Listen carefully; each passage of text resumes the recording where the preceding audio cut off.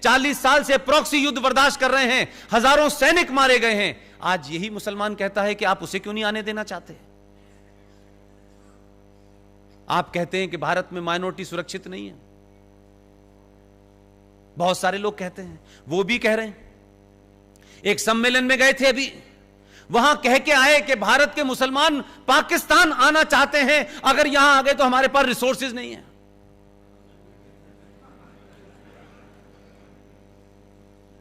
मैं तो जैसे भी हैं यहां के मुसलमान, कितने भी मुनाफिक और मक्कार हैं, लेकिन फिर भी मैं ये कहता हूं, इमरान खान और पूरा पाकिस्तान और बांग्लादेश और 57 इस्लामिक मुल्क, सऊदी अरब से लेके ईरान, इराक, जितने भी हैं, कुवैत,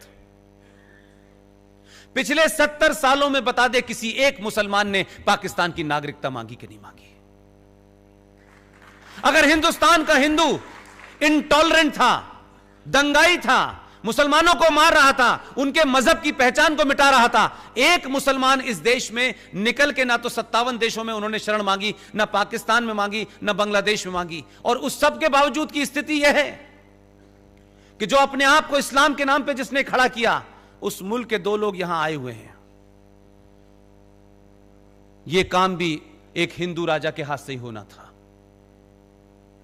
अदनान शामी और निकाह की हीरोइन सलमा आगा ने भारत की नागरिकता मांगी है। उनसे पूछो कि भाई वहां कौन महफूज नहीं है? हमारे यहां से तो ना मुसलमान जा रहा है ना हिंदू जा रहा है, तुम्हारे यहां से हिंदू भी आना चाहता है और मुसलमान भी आना चाहता है। बताओ है कौन? हम कहां हैं, तुम कहां हो? हमारी कोई बराबरी नहीं हो सकती। लेकिन आपके देश में, आपकी पार्लियामेंट में ऐसे भी जोकर बैठे हुए हैं कि उनको लगता है कि इस देश में बोलने की आजादी है। यह बात अलग है कि आपके राज्य में बोलने की आजादी की वजह से मेरा जयपुर का प्रोग्राम रोक दिया गया। इसलिए मैंने आपको दो बार धन्यवाद इसलिए नहीं दिया है, इसलिए दिया है कि आप बहादुर लोग हैं।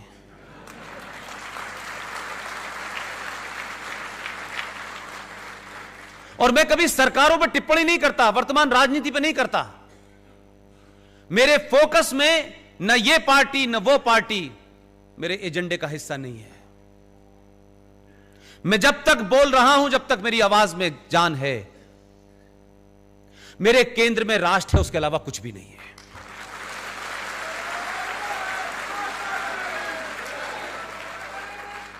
इसलिए आप किस पार्टी को वोट देते हैं, किस पार्टी को वोट नहीं देते, यह आपका निजी मामला है। मेरी सारी तकलीफ यह है, अपने पुरुषार्थ को पहचानिए, अपने इतिहास को पहचानिए।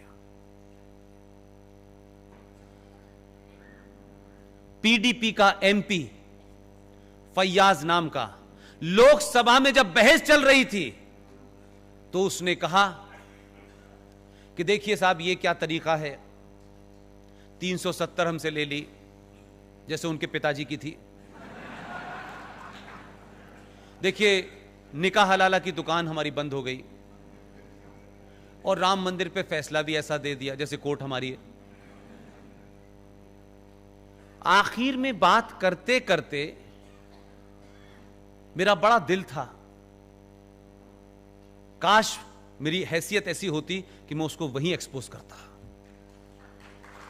लेकिन मैंने कहा वहां नहीं जा सकता तो यहां तो कर ही सकता हूं। आप सोचिए थोड़ी देर के लिए, जम्मू कश्मीर राज्य जब बना तो भारत के प्रधानमंत्री की क्या मजबूरियां थी मैं नहीं जानता। कुछ मजबूरियां होती हैं जो सार्वजनिक नहीं की जा सकती। उन्होंने किन मजबूरियों के चलते 370 दिया? 370 में सिर्फ इतना ही था कि भारत की सुप्रीम कोर्ट और भारत की संसद की लिमिटेड पावर थी।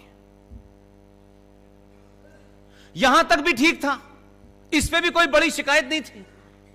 लेकिन जघन्य अपराध जो किया, मैं किसी कारण से यह बैकग्राउंड इसलिए बताना चाहता हूं कि जो पीडीपी के लोगों ने भाषण दिया है, उन बेहया और बेशर्मों ने जो भाषण दिया है, एक आदमी खड़े होकर गलेवान पकड़ लेना चाहिए था किसी को, लेकिन नहीं पकड़ा। पूरे देश में सन्नाटा है, किसी एडिटोरियल में नहीं लिखा गया, किसी ने खबर नहीं छापी, किसी ने इंटरव्यू नहीं छापा।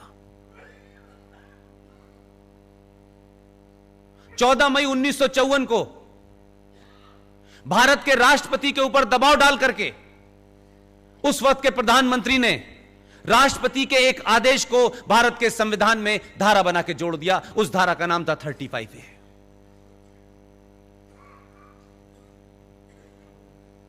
उस 35A जो स्पेसिफिकली जम्मू कश्मीर के लिए बनी थी। मैं इसलिए बार बार कह रहा हूं कि आप सोए नहीं थे, बल्कि आपको सुला दिया गया था।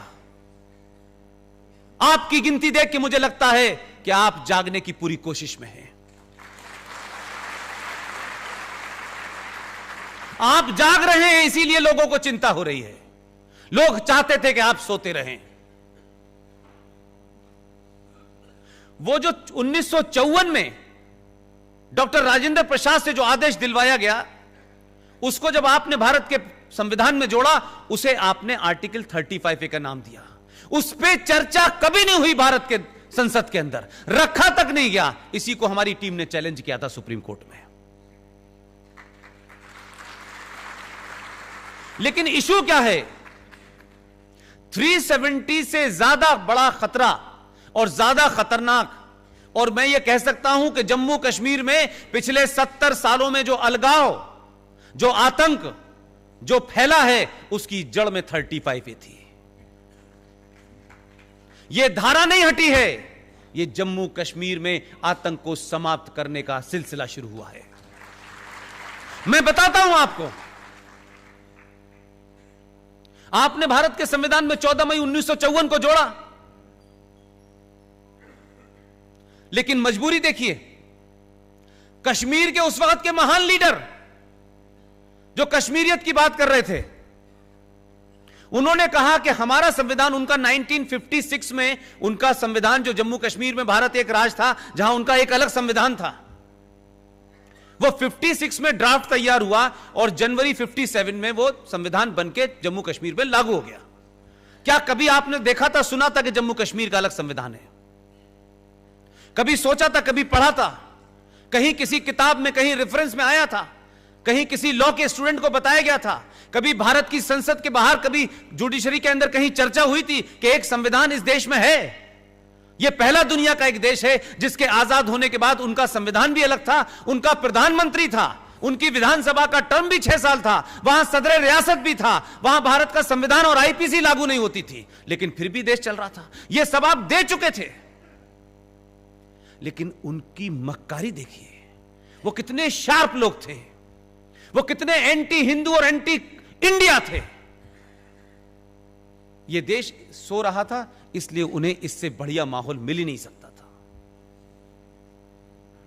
उन्होंने कहा कि हम भारत का संविधान, जिसके अंदर यह आर्टिकल 35A है, हम जब जम्मू कश्मीर के संविधान में इसको लाएंगे तो हम इसके लागू करने की डेट 1944 रखेंगे। यह पूछना चाहिए था सबको कि 1944 क्यों रखेंगे? 1944 को तो भारत आजादी नहीं हुआ था।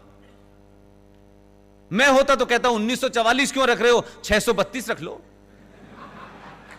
पूरी तमन्ना पूरी करो, अधूरी क्यों कर रहे हो? यह सवाल उठने चाहिए थे कि नहीं उठने चाहिए थे? यह सवाल आज भी नहीं हमारे यहां कोई पूछना चाहता। तो जो हमारी आज स्थिति है, अगर उसकी जड़ को नहीं पहचानेंगे तो फिर आप सही तरीके से दवा नहीं कर पाएंगे। और अफसोस है कि आप तो चाणक्य के देश के लोग हैं। वो तो समस्या को पता करता था और सारे काम छोड़ देता था। एक ही रेफरेंस है उसका कि एक दिन वो जा रहा था, रास्ते में उसके गोखरू का कांटा चुभ गया।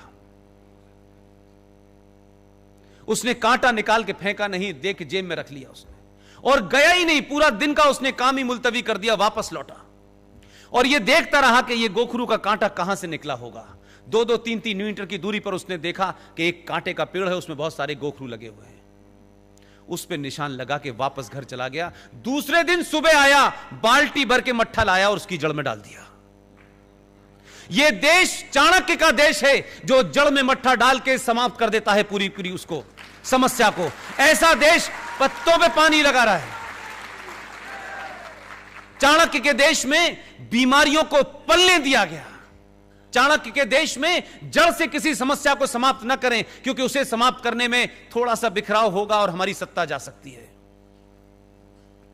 इसलिए इस देश में हुआ क्या कि 1944 की डेट रखी उन्होंने, और यह डेट इसलिए रखी कि आर्टिकल 35A जो भारत के संविधान से निकल के जम्मू कश्मीर के आईन में चला गया, उसमें कहा गया कि जम्मू कश्मीर की सरकार को इस बात की ताकत दी जाती है, इस धारा के तहत ताकत दी जाती है कि कौन जम्मू कश्मीर का नागरिक होगा और कौन नहीं होगा।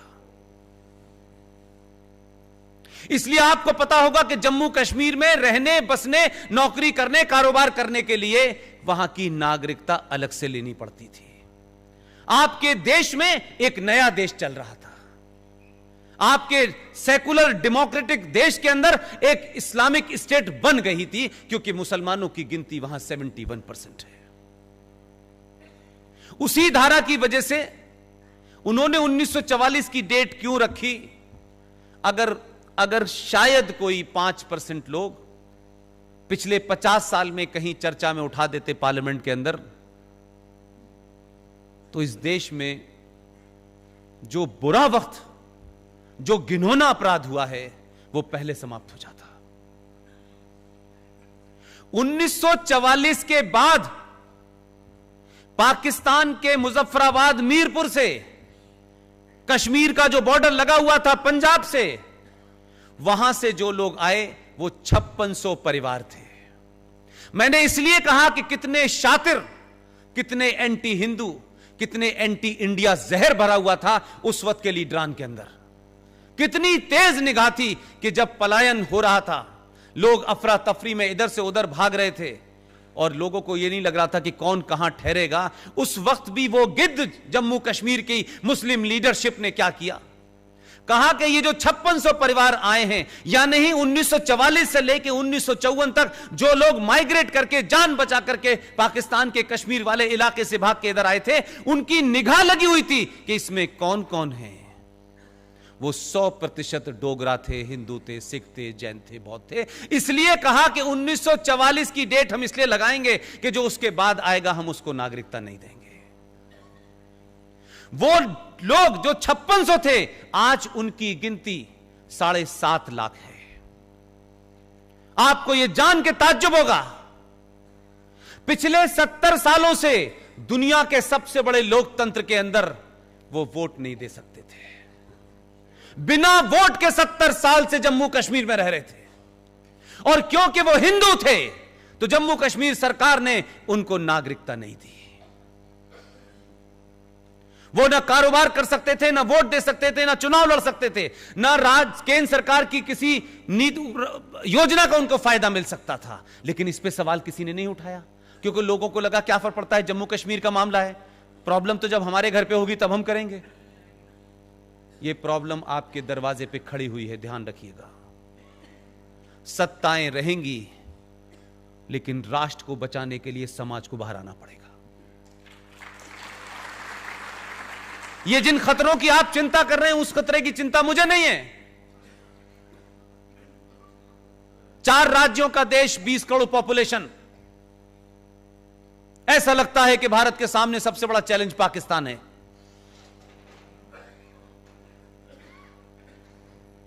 अभी कुछ दिन पहले मैंने कहा, एक देश है उसमें 4 राज्य है, टोटल पॉपुलेशन 20 करोड़ है। वहां फौज भी है, वहां पुलिस भी है, वहां F-16 भी है, संविधान भी है, शरिया भी है, और सब कुछ उनकी चलती है। इतनी फौज, इतने हवाई जहाज, इस सब के बावजूद भी वो मुल्क नहीं चल पा रहा है। मैंने कहा मूर्खों, अकेला योगी 20 करोड़ को चला रहा है, ना उस पे कोई हवाई जहाज है, ना F-16 है। टोटल पॉपुलेशन उत्तर प्रदेश की 19-19.5-20 करोड़ है, अकेला चला रहा है, पूछ ही नहीं रहा किसी से। 20 ऐसी कोई समस्या खड़ी नहीं हो रही वहां। अब वहां पे गुहार लगाई जा रही है, 6-6 इंच लंबी, 1-1 मीटर लंबी डालियां कह रही हैं गलती हो गई, अल्लाह खुदा के वास्ते माफ कर दो, आखिरी बार हुई है गलती। उसने कहा ना